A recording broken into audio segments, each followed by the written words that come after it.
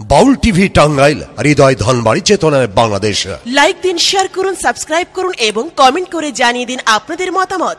দেশ ও প্রবাসী বন্ধুরা, মেয়েদের শেষ করে দেবো হারামজাদা, লোভী বদমাশ চোর কোথাকার।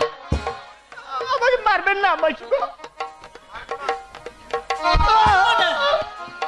ফুল দুব্ব দিয়ে পুজো করবো তাই না? ছোট লোকের বাচ্চা, এত বড় সাহস তোর!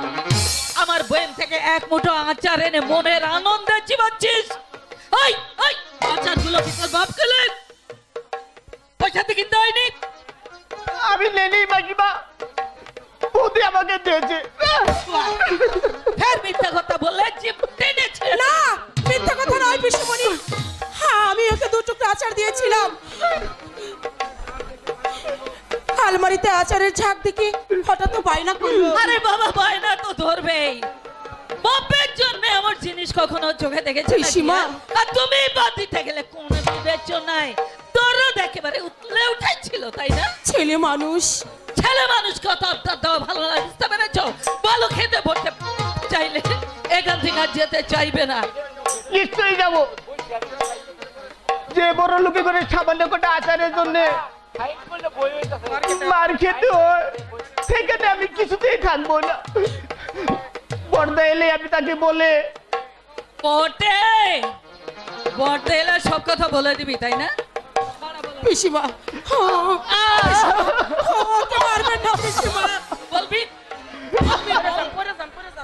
পিসিমা, পিসিমা আমার কথা শুনুন। বলবি ওকে আপনি মারবেন না। বলবো, নিশ্চয়ই বলবো। তবে রে হারামজাদা, পিসিমা। দাঁড়া, ওই জুতোটা আমি খুলতে দে। পিসিমা, ওকে আজ আমি এই পিসিমা। সাগর ভেবে দেখুন, জামাইয়ের ভাইকে জুতো মারা আর জামাইকে জুতো মারা সমান কথা। ও কি করেছে তুমি জানো? পর্দা, পর্দা।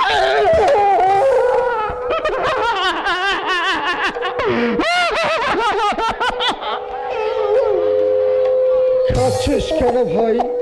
চুপ কর, চুপ ও কর কি ভাই। করেছে তুমি জানো? আমার আচারের বই একেবারে ফাঁকা করে দিয়েছে। আপনার আচারের দাম অবশ্যই 10-20 হাজার টাকা নয়। সাগর আমায় বললেন না কেন? আমি কুলি মজুরি খেটে আপনাকে 10,000 আচার এনে দিতাম। সাগর বলুন তো, আপনার নিজের মেয়ে শিপ্রা যদি আচার খেয়ে ফেলতো, তাকেও কি আপনি জুতো পেটা করতেন? পর্দা আমি ওরে হতভাগা ভাই, কেন নিতে গিয়েছিলে ওদের আচার? পরের জিনিসে এত লোক কেন? ঠাকুর জামাই, আচারের পরিবর্তে তুই মুখে ছাই পাশ তুলে দিতে পারিস না বধূ? ঠাকুর জামাই, ওকে মারছো কেন? ওর কোনো দোষ নেই। আমি ওকে দুটো আচার খেতে দিয়েছিলাম। পিসিমা তো অযথাই মারধর করছে। মারধর করেছেন? মা, বলো। আপনি কল্লোলকে মেরেছেন, তাই বুঝি ওর চোখ দুটো লাল হয়ে উঠেছে। ঠাকুর জামাই, ওকে তুমি আজই বাড়িতে পাঠিয়ে দাও। এমন ডেপুট ছেলের থাম এই বাড়িতে হবে না। আজ নয় মা, আজ নয়, এখনই এখনই আমি ওকে বাড়িতে নিয়ে যাব। এ বাড়িতে কোনোদিনই ও আসতো না। তাকে হাসপাতালে থাকায় কয়েক দিনের জন্য ওকে এখানে এনে রেখেছিলাম। চল কল্লোল, বাড়ি চল। ঠাকুর জামাই, দাদার কাছে আসার জন্য খুব বায়না ধরতিস না? দেখলি তো দাদা এখানে কত মজা। আরো আরো কোনোদিন আসতে চাইবি না, কোনোদিন না? আসিস নে। গরিবের ছেলেরা এখানে এসে থাকতে পারে না, দাঁড়ানো উচিত নয়। পর্দা কে বর্দা? বিয়ের পর থেকে তোর সেই গরিব বর্দা মরে গেছে। দেহের উপর যে বেঁচে আছে তার একমাত্র পরিচয় সে বড় লোকের জামাই। ঠাকুর জামাই সকাল থেকে কিছুই খাইনি, মুখে অন্তত কিছু দিয়ে যান। আমার খিদে নেই। থাকলে অসুবিধা হবে না, গরিবের ছেলে প্রায় তো উপোস করে থাকতে হয়। ওই ছেঁড়া জামা কাপড় পরে ও যা পরে এসেছিল তাই পরে যাবে, দামি পোশাক পরার ভাগ্য পাবে কোথায়? হায় কল্লোল। ঠাকুর জামাই শোনো, বিনা দোষে আপনার ছেলেটাকে এভাবে মারধর করলেন পিসিমা। মুখটা একদম তোমাকে আর সতীপনা দেখাতে হবে না। তুমি যে কত বড় সতী তা আমার জানতে একটুও বাকি নেই। অসতের পরিচয় আপনি কি পেলেন পিসিমা? পেয়েছি ভাই কি, বিয়ের আগে বাপের বাড়িতে যে ছেলেটির সঙ্গে তুমি মুজেছিলে। না পিসিমা না, মিথ্যে, সব মিথ্যে। মিথ্যে? আমি স্বপ্নেও কারোর সঙ্গে। মজনী কেমন? মজনী, কিন্তু এই চিঠির কথা কি তুমি অস্বীকার করতে পারো? চিঠি? হ্যাঁ চিঠি। কার চিঠি পিসিমা? না বাবা না, ও সে আমি বলতে পারবো না। তুই আমার ছাত্রা যখন একটাই মাত্র ছেলে, তোর মনে বৌমাকে নিয়ে সন্ধ্যায় ঝড় উঠুক আমি কিছুতেই চাই না বাবা, কিছুতেই চাই না। ঝড় তুলতে বাকি রাখলে বাস পিসিমা। হ্যাঁ? দাও চিঠিটা আমাকে দাও। ইয়ে মানে চিঠি চিঠি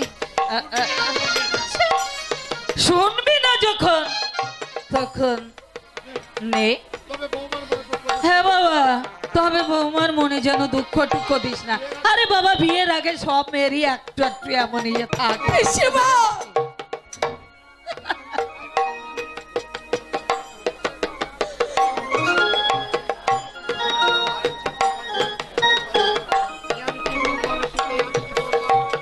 এ আমি কি পড়লাম সীতা, এ আমি কি পড়লাম?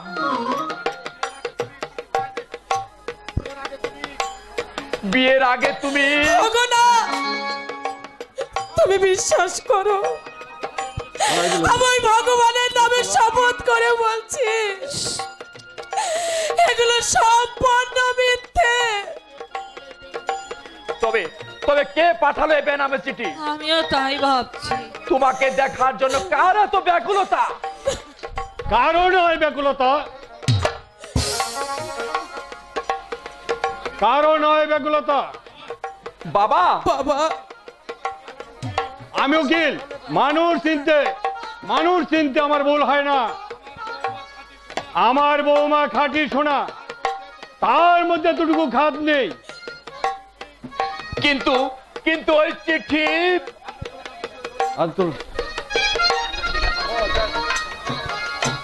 যাও দেখি। কিন্তু ওই চিঠি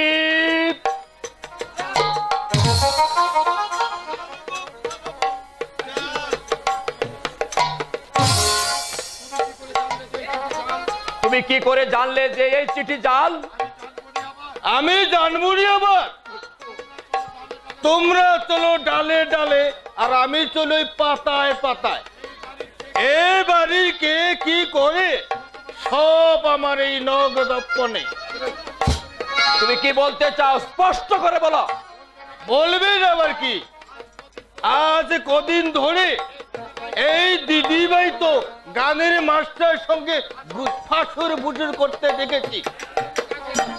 হ্যাঁ, 3 দিন তিনেক আগে আমি নিজের কানে ওদের জাল চিঠির কথা দরজার আড়ালে দাঁড়িয়ে শুনেছি। কি বলি সর্ব বল, আরেকবার বল। চিঠি নে ছেড়ে ফেলো তো না। হ্যাঁ, চোখ রাঙাবেন না দিদি ভাই, সত্যি কথা বলতে ঈশ্বর তোমার বাপকেও ছাড়বেনি। কিন্তু তোমার কথার উপযুক্ত প্রমাণ? এর বেশি প্রমাণ ঈশ্বর দিতে পারবে না শান্ত, আমি দিচ্ছি। এই দেখ, খামের উপর যে স্ট্যাম্পটা দেওয়া আছে ওটা আমাদের এখানকার পোস্ট অফিসের স্ট্যাম্প, বৌমার গ্রামের নয়। বাবা, এর দ্বারা সহজেই প্রমাণ করা যায় যে এটা আমাদের এখানকার কারো চক্রান্ত। ও দাদা, তা হয়তো হলেও হতে পারে, কিন্তু সত্যি বললে আমি নাকি প্রমাণজনের সঙ্গে ষড়যন্ত্র করে চিঠি লিখিয়েছি। ও দাদা, এ সম্পূর্ণ মিথ্যা কথা। বিশ্বাস কর ও বাবা, তুই বিশ্বাস কর বাবা, বিশ্বাস কর। তুই আমার ছেলের মতো। আমি তো মাথা ছেড়ে প্রতিজ্ঞা করে বলছি, ঈশ্বরের কথায় এক বিন্দু মিথ্যে নয়, বুঝতে পেরেছ? এক বিন্দু। দিদি ভাই, আরে যাও যাও যাও, তোমাকে চিনতে আর আমার বাকি নেই, বুঝতে পেরেছো? আসলে আমরা মা মেয়েতে দাদার ঘরে বসে খাচ্ছি, এটা তোমাদের সহ্য হচ্ছে না, তাই এ বাড়ি থেকে আমাদেরকে তাড়াবার জন্য একেবারে উঠে পড়ে লেগেছো। তাই এটাও জেনে রেখো, আমি মরবো তবু আমার স্নেহময় দাদার স্নেহ আশ্রয় ছেড়ে আমি কোথাও যাব না। না, দিদি ভাইয়ের কথা তোমরা বিশ্বাস করবেন নি। আমি মিথ্যেবাদী নই। ঈশ্বর, বলুন কর্তাদা, যদি একটা মিথ্যে কথা আমি বলে থাকি, আমার মুখে বড় রোগ হবে, জিভটা আমার খসে খসে এই মাটিতে পড়ে যাব কর্তা বাবু, মাটিতে পড়ে যাবে। হ্যাঁ, মাটিতে পড়ে যাবে। চিঠিটা হাতে নিয়ে পাথরের মতো দাঁড়িয়ে আছিস কেন? শান্ত, যা যা, ওটা পুড়িয়ে দে।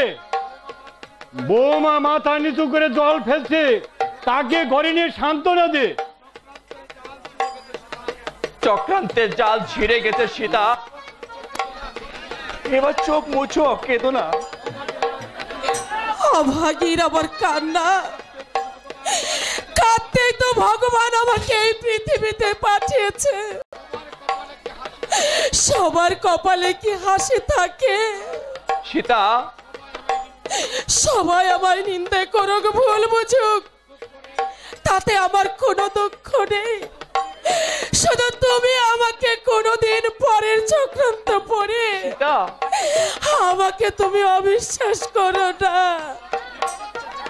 নিশ্চিন্ত থেকে মা, অরিন্দম জীবিত থাকতে এই বাড়িতে তোমার কোনো অমর্যাদা হতে দেব না। বাবা, আমায় আশীর্বাদ করুন বাবা, শত বিপর্যয় আমি যেন কুলবধূর আদর্শ আমি বিচলিত থাকি। নিশ্চয়ই থাকবো মা, সতীর সহায় ভগবান। বাবা, বহু ভাগ্যের ফলে আমি আপনার মতো শ্বশুর পেয়েছি। আপনার স্নেহ, মায়া, মমতা আমি আমার মা বাবার অভাবও ভুলে গেছি। বড় ঘরের কোনো চাল চলন আমি বুঝি না। যদি কোনো কোথাও একটু ভুল ত্রুটি হয়, নিজের মেয়ে ভেবে আপনি আমাকে ক্ষমা করে দেবেন বাবা, আপনি আমাকে ক্ষমা করে দেবেন। যা শান্ত, বৌমার সঙ্গে একটু গল্প সল্প করিয়ে যা। এমন মেয়ে চোখের জল ফেললে বাড়ির অকল্যাণ হবে। হ্যাঁ বাবা, সীতাকে আমি চোখে জল ফেলতে দেব না। ধনের ঘরে বউ হয়ে আসতে সে আপত্তি করেছিল, আমি তাকে একরকম জোর করে এ বাড়িতে বউ করে এনেছি। তাই আজ তাকে আমি অনাদরের আগুনে পুড়িয়ে মারতে পারবো না। শান্ত, শান্ত বড় লোকের ঘরে মানুষ হলেও গরিবের ঘরে তার জন্ম, তাই গরিবের মেয়ে চোখে জ্বলে তারও বুক ভেঙে যায় বাবা, তারও বুক ভেঙে যায়। শান্তর মতো ছেলে পেয়ে আমার গর্বের সীমা নাই। এবার সাগরকে নিজের পায়ে দাঁড় করিয়ে দিতে পারলেই পারে। অরিন্দম ঘোষ, আমার প্রশ্নের জবাব তুমি দিতে পারবে? জিনিস যে তোমার মুক্তির খবর আমি আগেই পেয়েছি। এসো এসো, বসো। বসতে আমি আসিনি, এসেছি আমি জবাব চাইতে। কিসের জবাব? শিবের উপর আমার কোন অধিকার আছে কিনা? ছেলে মেয়ের উপর সব বাবেরই অধিকার থাকে। তাহলে শিবরাকে আমার সঙ্গে দাও, আমি ওকে বাড়ি নিয়ে যাব। এখানে তো তোমার মেয়ের কোনো অসুবিধা হচ্ছে না।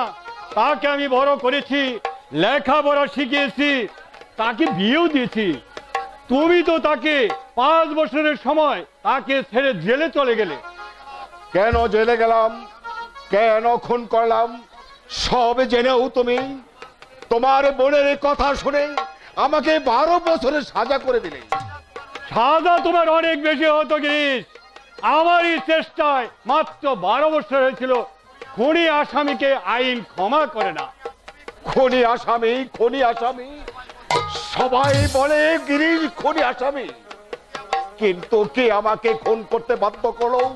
তোমার ওই বেচারির মন। আমার বোনের অসংখ্য দোষ আছে তা আমি জানি। তুমি যদি সেই দিন ওই লোকটাকে খুন না করে বাসবিকে গলা টিপে মারতে, আমি তোমার হয়ে জেল খাটতো। অরিন্দম ঘোষ, যে ভুল তুমি করেছ তার আর সংশোধন হবে না গিরিশ। তোমার জন্য মাঝে মাঝে আমার দুঃখ হয়, কিন্তু ওসব কথার কাজ নেই। আমার শিপ্রাকে শিপ্রা এখানেই গিরিশ। আমি তোমার মেয়ের জামাইয়ের ভবিষ্যৎ সোনা দিয়ে মুড়িয়ে দেব। জানি অরিন্দম বোস, শিপ্রাকে তোমরা এত সহজেই খুনি বাপের হাতে তুলে যাবে না। তার উপর আজ আমার চাইতে তোমাদের অধিকার বেশি। কিন্তু সাবধান, আমার মেয়ের যদি ক্ষতি হয় আমি তোমাদের সবাইকে গলা টিপে মারবো। এই বাড়িতে আমি আগুন ধরিয়ে যাব। শিপ্রার ক্ষতি বাসবিক আমার সন্দেহ হয় যে কোনো মুহূর্তে সে শিপ্রার সর্বনাশ করতে পারে। নিজে ভালো হলে তো মেয়েকে ভালো করবে। তাই তোমাকে আমি সাবধান করে দিয়ে গেলাম, বলে দিও শিপ্রার যদি কোনো ক্ষতি হয়, গিরিশ আজ মানুষ নেই।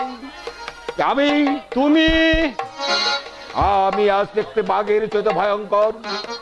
আমার মেয়ের যদি ক্ষতি হয়, তার বুকে বিষাক্ত থাবা বসিয়ে দিন, চোখের উপরে টেনে দেব যৌবনিকার কালো পর্দা। গিরিশ বলে নমস্কার। হায় রে গিরিশ, তো অদৃষ্টই তোমার মন্দ।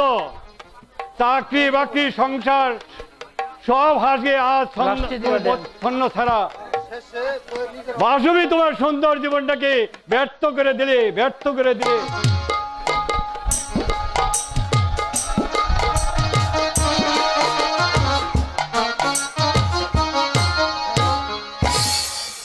ব্যর্থ হয়ে গেল জীবনটাই, আবার ব্যর্থ হয়ে গেল।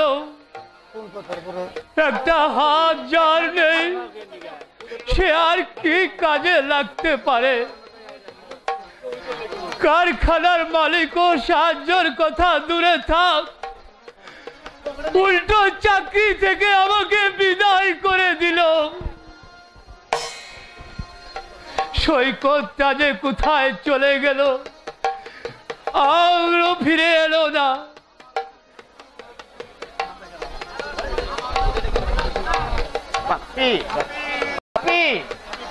আমি ফিরে এসেছি বাপি। কল্যাণ, সাগর, আয় আয়। তারপর বর্দার ওখানে এতদিন কেমন ছিলি? গরিবের ছেলে রাজপ্রাসাদে যেমন থাকে, গাল মন্দ খেয়েছে, কেল চড়ো ভাত যায়নি। সে কি আমার কল্লোলকে? শুধু কল্লোলকে নয় কাকু, এরপর তোমার সাগরকেও জ্যান্ত মাটিতে পুঁতে ফেলবে। কি বলছিস তুই? কেন তুমি আমাকে ওই বাড়িতে ঘর জমাই করে পাঠালে কাকু? আমি তোমার কাছে থাকতাম, গরিবের মেয়েকে বিয়ে করতাম, হাড় ভাঙ্গা খাটুনি খেটে তোমার সংসার চালাতাম, তাতেও আমার আনন্দের সীমা ছিল না। ওখানে কি তোর খুব কষ্ট হচ্ছে? কষ্ট হবে না যে কাকু তার বুকের ভালোবাসা দিয়ে আমাকে এত বড় করে তুলেছে সে কাকু তার সন্তানদের মুখের অন্ন দিয়ে আমাকে লালন পালন করে দিতেছে, সেই কাকু যারা পর করে দিতে চায়। আর ওখানে আমি আর যাব না কাকু, ওরা আমার বিরুদ্ধে মামলা মোকদ্দমা যা করে করুক।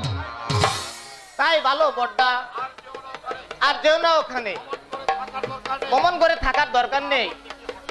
তা বললে কি হয় রে, যেতেও হবে থাকতেও হবে।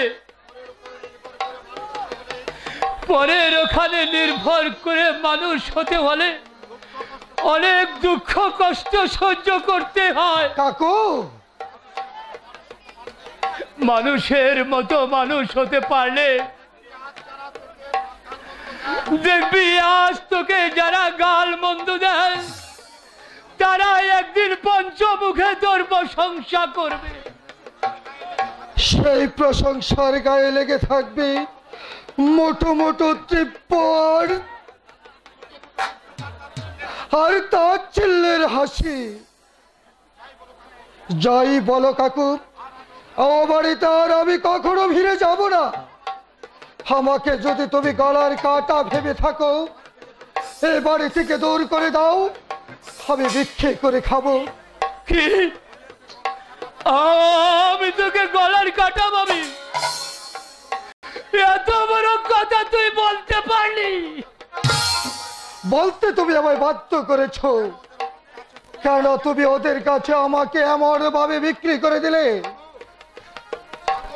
সাগর, আমি কি তোমার কাছে এতই ভারী বোঝা হয়ে উঠেছিলাম না? অরিন্দম বুঝের ভাগ্নের সঙ্গে বাইপুর বিয়ে দিয়ে রাতারাতি বড় লোক হওয়ার স্বপ্ন দেখেছিলে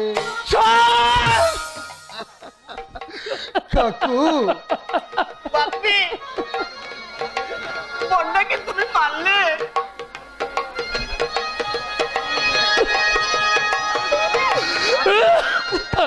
কাকে মারলে? সাগরকে?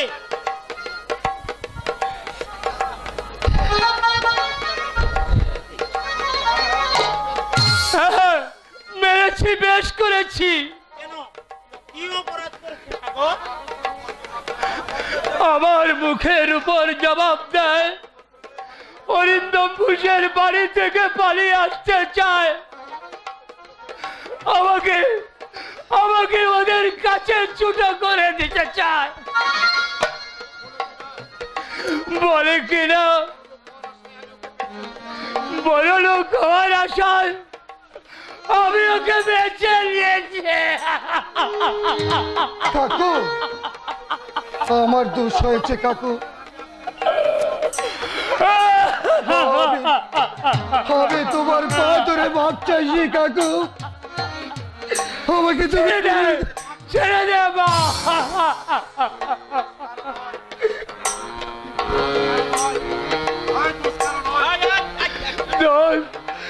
দোষ কারো নয়, দোষ আমার ভাগ্যের। আমি তোমার পা ছুঁয়ে কথা দিচ্ছি কাকু, ওখানে থেকে আমি আর কোনো দিন বলে আসতে চাইব না। সাগর,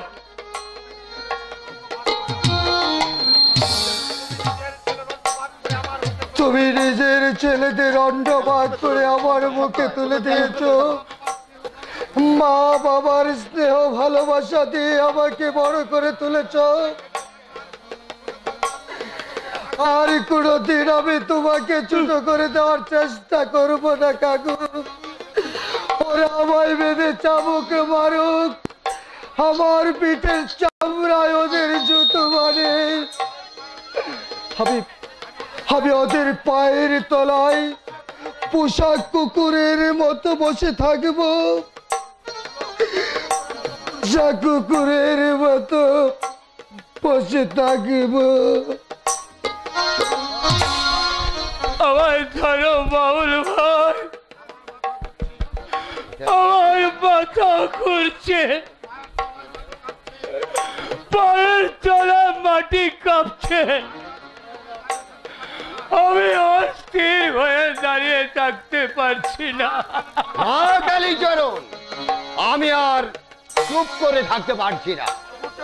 মোটের উপর আজ বাড়ি ভাড়া সমেত সমস্ত টাকা তুমি আমাকে আজ শোধ করে দেবে। কোত্থেকে দেব মুরারিদা? হাতটা কাটা গেল, চাকরিও গেল, দুটো পেট চালাবো কি করে তাই ভাবছি। তার মানে আমার এতগুলো টাকা কি জলে চলে যাবে নাকি? মনে করুন টাকাগুলো আপনার চুরি ডাকাতি হয়ে গেছে। মনে তোমার এই ছিল কালীচরণ? এমনি করে তুমি আমাকে বাঁচতে দিয়ে ছাড়লে? আপনার সঙ্গে বেইমানি করতে হবে চাইনি মুরারিদা, কপালি আমার বন্ধ তাই। থাক, হয়েছে, এবার পথ খুঁজে নাও। আমি এই বাড়িতে অন্য ভাড়াটি বসাবো। এই মুহূর্তে তুমি বাড়ি ছেড়ে চলে যাও। আমাকে আমাকে দুটো দিন সময় দিন। 2 মিনিটও নয়, 2 মিনিটও নয়, কিন্তু কাল যাও, নইলে কিন্তু ফাটাফাটি হয়ে যাবে। বেশ, তাই যাচ্ছি। যদি পারেন জোচ্চর কালীচরণকে ক্ষমা করে দেবেন। চল কল্যাণ।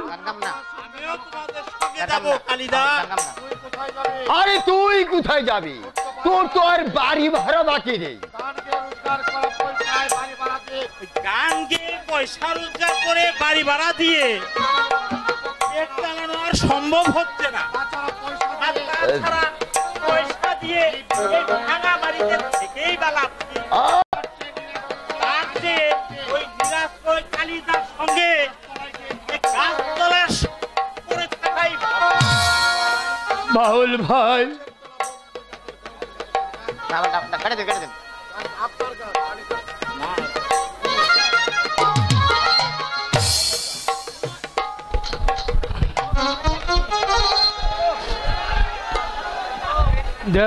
পর্যন্ত এতগুলো টাকা কি আমার জলে যাবে নাকি? শেষে কিনা এই হলো। গুড মর্নিং খুড়ো। Good morning. ও শালা গোল্লা, বেশ তো সেদিন আমাকে হাড়ি কাটে ফেলে চম্পটে দিয়েছিলে।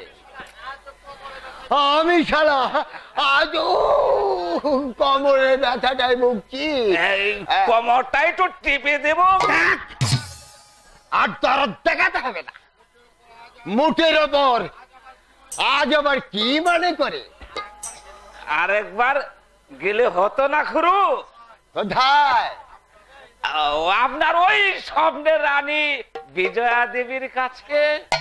আবার শেষ চেষ্টা করে একবার দেখলে হতো না খুড়ো?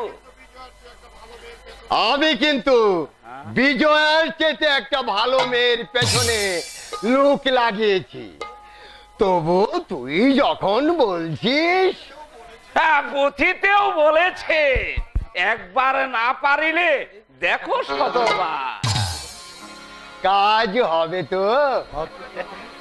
হবে বলেই তো মনে হচ্ছে। তবে চল গোল্লা, মুঠের উপরে বাড়ার দিনের বেলায় নয়, রাতের আধারেই চলি চল। হ্যাঁ, ঠিক বলেছ খুড়ো। রাতের আধারে মাল তাল খেয়ে শরীর সামনে গিয়ে হাজির। সহজে যদি কোর্স মেনে যায় তাহলে তো ভালো, আর তা যদি না হয় মুঠের উপর জোর করে মুখে কাপড় বেঁধে চুলার মুঠি ধরে দরজায় খিলি দিয়ে ফেলে দিয়ে চল।